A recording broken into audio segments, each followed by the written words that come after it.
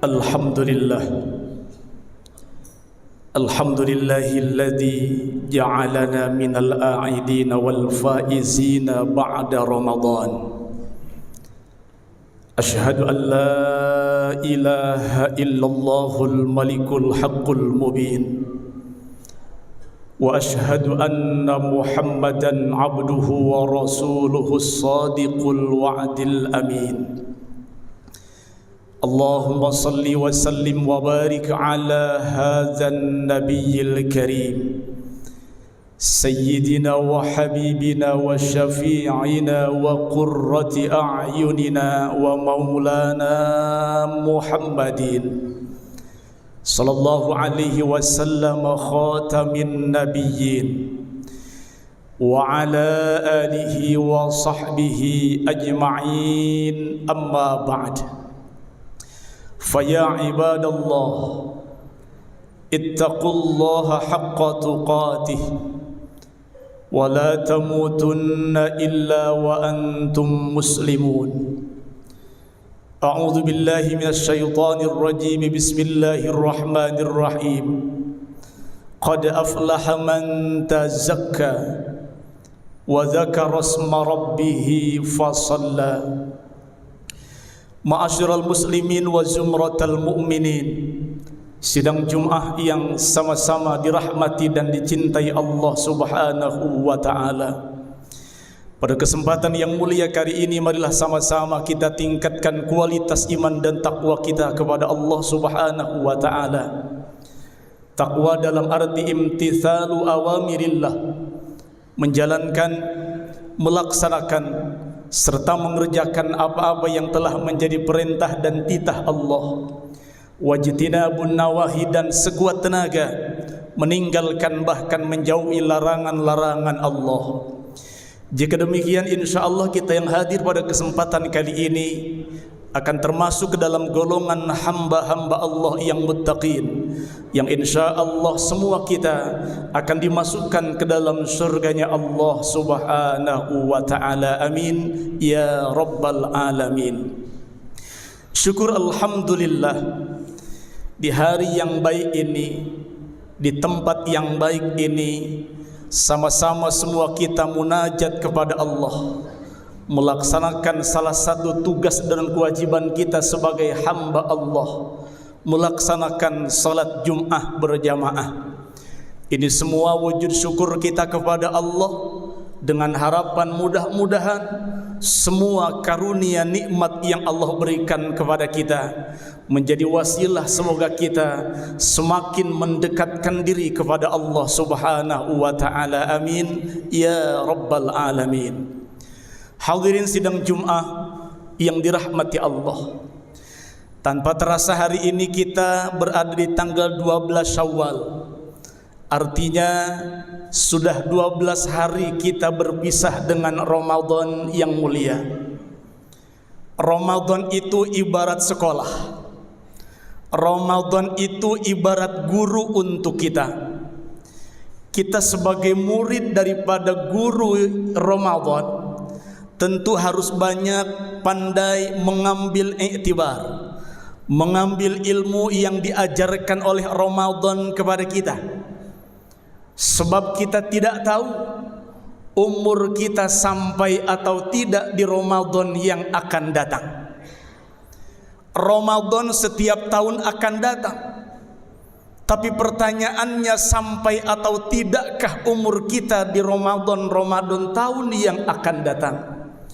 Maka beruntung bagi siapapun kita yang kemarin menggunakan Ramadan dengan sebaik-baiknya. Rugi bagi kita yang kemarin Ramadan menyia-nyiakannya. Jamaah yang dirahmati Allah, setidaknya setelah Ramadan manusia ini terbagi menjadi 3 bagian. Yang pertama, ada manusia yang pasca Ramadan semakin bertambah rajin ibadahnya, semakin giat ibadahnya, semakin meningkat keimanannya. Inilah salah satu tanda orang yang sukses, orang yang Ramadannya makbul, diterima oleh Allah Subhanahu wa ta'ala. Dia beribadah bukan hanya di bulan Ramadan. Setelah Ramadan pergi, dia teruskan ibadah-ibadah di 11 bulan yang akan datang. Kalau kemarin di Ramadan kita rajin berangkat ke masjid, maka selepas Ramadan golongan yang pertama ini akan terus berangkat ke masjid. Kenapa? Karena hanya masjid, bangunan yang ada di dunia ini yang dijamin oleh Rasulullah akan ada di surga. Bahkan dalam sebuah riwayat,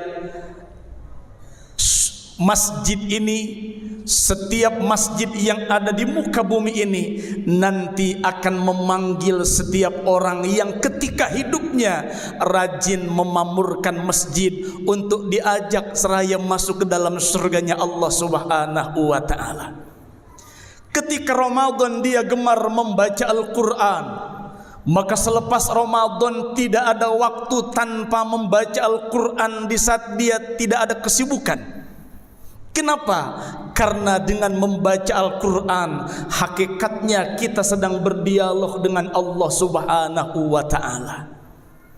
Ketika Ramadan dia rajin melaksanakan salat sunnah berjamaah. Jangankan yang wajib, yang sunnah pun dia laksanakan berjamaah seperti tarawih dan lain sebagainya. Maka selepas Ramadan tidak ada salat wajib yang dia lakukan tanpa berjamaah. Inilah salah satu tanda orang yang ibadah Ramadannya, ibadah puasanya makbul, mabrur, diterima Allah Subhanahu wa ta'ala. Mudah-mudahan kita termasuk di dalamnya.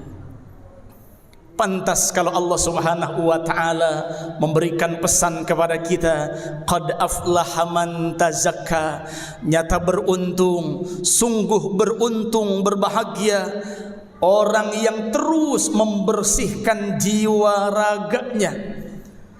Selama Ramadan badan kita, ruhani kita dibersihkan oleh Allah dari dosa dan noda. Kita tidak berani membicarakan aib orang lain. Kenapa? Karena takut puasa kita sia-sia.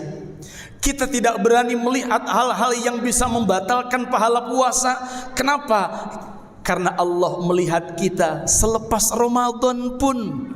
Dia akan jaga ucapan, pandangan, tingkah lakunya. Karena Allah yang disembah di bulan Ramadan sama dengan Allah yang disembah selepas Ramadan. Wa dzakara asma rabbih fasalla, dia tidak lupa berzikir kepada Allah. Dia banyak menyebut asma Allah, qu'udan wa qiyaman, berdiri, duduk, berjalan. Allah akan terus dia sebut dalam qalbunya. Fasalla, dia tidak pernah tinggalkan salat. Kenapa? Awwalu ma yuhasabu bihil abdu yaumal qiyamah as-salah. Dia yakin di hari kiamat kelak yang akan Allah hisab pertama dari seorang hamba adalah urusan salatnya, bukan hajinya, bukan zakat puasanya, tapi salat yang akan Allah pertama kali tanya terhadap semua kita. Ini yang pertama. Kelompok yang kedua pasca Ramadan, ada orang yang kemarin sebelum Ramadan malas ibadah.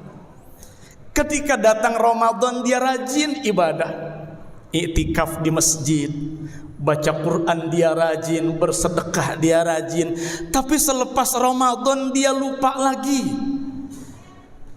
Kebaikan-kebaikan yang dilakukan di bulan Ramadan dia tidak kerjakan. Bahkan perbuatan-perbuatan yang melanggar aturan Allah tidak enggan dia lakukan, tidak segan-segan dia kerjakan. Rajinnya ketika Ramadan. Pantas kalau Rasul pernah menyampaikan dalam hadis riwayat Ahmad, kata Nabi, kam min sa'imin laisa lahu min siyamihi al-'atsy wal jubar. Banyak orang yang berpuasa Ramadan tidak mendapatkan apa-apa dari puasanya kecuali lapar dan haus saja. Sepertinya orang semacam yang seperti ini yang tidak akan mendapat pahala dari Allah. Rugi kita. Selepas Ramadan seolah-olah dia berpesta pora, senang hatinya karena berpisah dengan Ramadan. Kenapa? Karena siang hari tidak ada larangan makan, minum dan lain sebagainya, berbeda dengan Ramadan. Selepas Ramadan dia habiskan waktunya untuk melakukan perbuatan maksiat yang mengundang azab Allah. Makanya dalam riwayat diceritakan, inna iblis yasi'u fi kulli yaumi 'id, sesungguhnya iblis laknatullah itu menjerit, menangis sekeras-kerasnya ketika hari raya Idul Fitri kemarin. Iblis menjerit setiap datang hari raya. Fayajtami'u ahluhu, kemudian keluarganya berkumpul mendatangi iblis. Fayaquluna, mereka berkata, ya sayyidana man aghdabak, wahai tuan kami, apa yang menyebabkan engkau menangis? Siapa yang menyebabkan engkau murka seperti ini? Itu pertanyaan pengikut-pengikut iblis.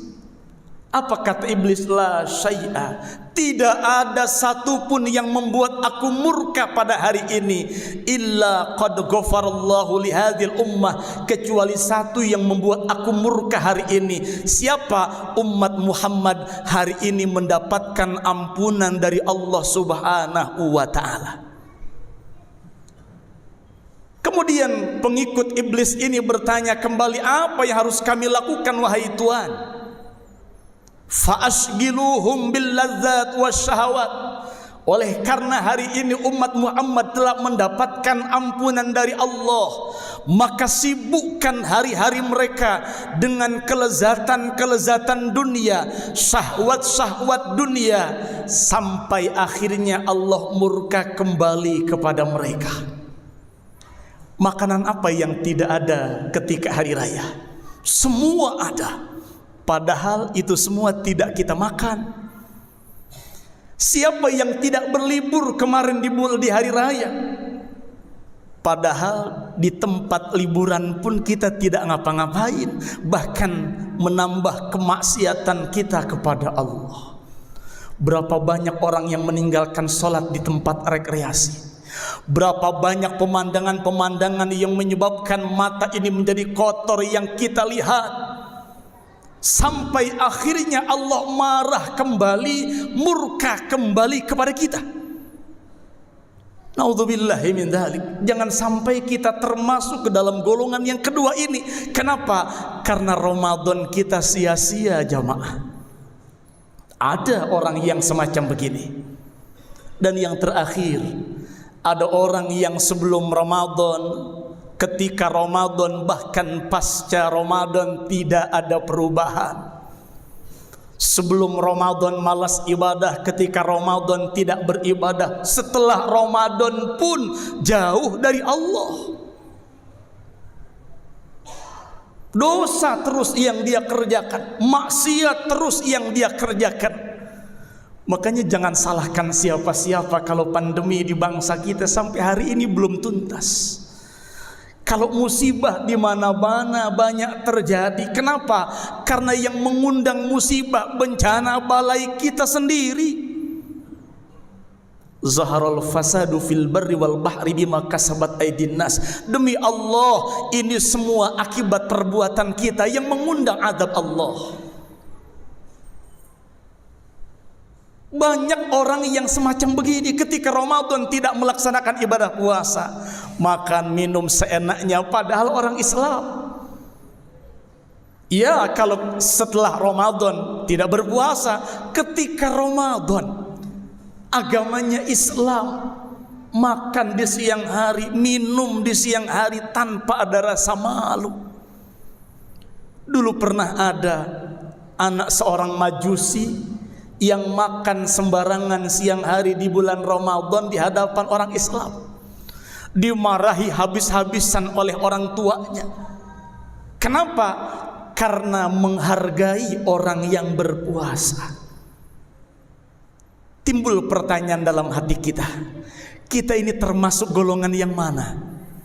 Yang pertama, kedua, atau yang ketiga? Naudzubillah kalau sampai kita termasuk golongan yang pertama, yang kedua. Apalagi yang ketiga, kita berdoa kepada Allah, mudah-mudahan semua kita yang hadir pada kesempatan kali ini termasuk golongan yang pertama, menjadi orang yang lebih baik setelah Ramadan, sehingga tujuan pesan kesan Ramadan la'allakum tattaqun, supaya kita menjadi orang yang bertakwa di hadapan Allah, mampu kita raih bersama-sama, sehingga Allah Subhanahu wa taala panjangkan umur kita. Semoga Allah berikan kemudahan rizki buat kita. Kita niatkan untuk ibadah kepada Allah. Semoga Allah pertemukan kita dengan Ramadan di tahun-tahun yang akan datang, supaya kita terus menambah amal ibadah kita, supaya kita terus memperbanyak bekal kita menuju Allah Subhanahu wa taala. Amin ya rabbal alamin. Barakallahu li wa lakum fil Qur'anil azim, wa nafa'ani wa iyyakum bima fi minal ayati wa dzikril hakim, wa taqabbala minni wa minkum tilawatahu, innahu jawadun karim raufur rahim.